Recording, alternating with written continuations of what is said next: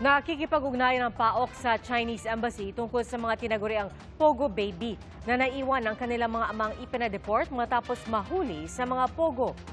Emosyonal na namaalam ang mga Pilipinang partner ng mga ipinadeport na dayuhan. Saksi, si Salima Refran. Tulong-tulong ang mga taga-immigration at BI Fugitive Search Unit para mapigilan ang pagwawala ng isang Chinese national sa immigration area sa NAIA. Kasama siya sa mga Chinese national na ipadedeport sana pabalik ng China matapos mahuli sa mga Pogo. Pinunit pa ng dayuhan ang kanyang travel documents para di matuloy ang deportation. Pero sa huli, na-deport pabalik ng China ang lalaki. Lumapag doon ang sinasakyan nilang eroplano pasado alas 4 ng hapon kanina. Galing sa mga Pogo sa Cebu, Tarlac, Pampanga at Metro Manila ang 187 Chinese nationals na na-deport kanina. Yung iba dito, talagang walang dokumento nung nahuli natin. Violation nga ito nung kanilang condition of stay. 3 pang dayuhan ang naiwan dahil vine-verify kung may iba pang kaso sa Pilipinas. Pagdating sa China, ikukulong ang mga dineport ayon sa PAOK. China kasi considered sila as hindi sila victim doon. Kino-consider sila as criminals. And it is up to them to prove na sila ay biktima. Dahil sa patutupad na total Pogo ban, may hanggang dulo na lamang ng taon ang lahat ng foreign Pogo workers para lisanin ang Pilipinas. Pagsapit kasi ng unang araw ng Enero, maituturing na silang mga illegal aliens. Kanya-kanyang yakap at pamamaalam ang mga asawa at partner ng iba pang na-deport. Ang unfair po kasi nila. Yung mga Chinese na hindi nagtatrabaho sa Pogo na dadamay. Kabilang na yung asawa ko. Blacklisted na ang mga naturang dayuhan at hindi na makababalik sa bansa bunsod ng immigration violations. Kaya ganun na lang ang iyak ng Pilipinang sa Jamaica. Di niya tunay na pangalan.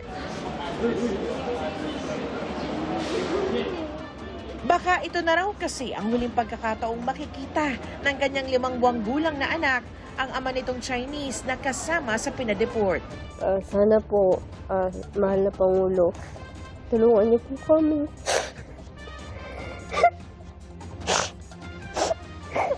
Sana bigyan ng chance na makabalik po yung partner ko. Mahal na mahal ko siya. Maghihintay kami kahit matagal. Isa lang ang anak ni Jamaica sa tinuturing na Pogo babies na sinusubukang tulungan ng PAOK. Habang kaya namin, sinusuportahan namin kahit paano yung panggatas. Pag nagkakasakit yung bata, kami yung nagpapadala sa ospital. Kinakausap na rin daw ng PAOK ang Chinese Embassy, lalo't di pa malinaw kung anong magiging status ng mga bata. Pwede bang gamitin yung pangalan o yung pangalan, yung apelido ng tatay niya, o pwede bang ilagay yan sa kanilang mga birth certificate? Kasi nga mga sanggol pa ito eh.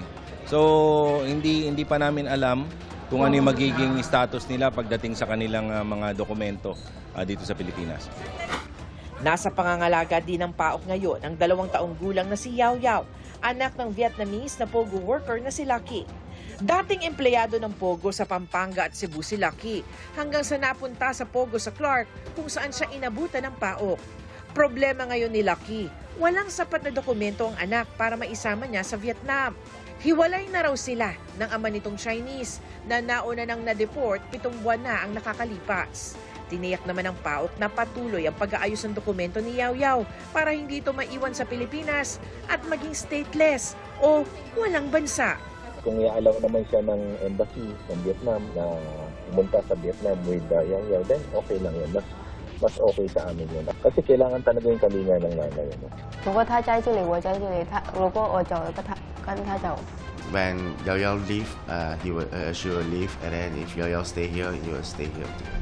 Para sa GMA Integrated News, Salima Refran, ang inyong saksi.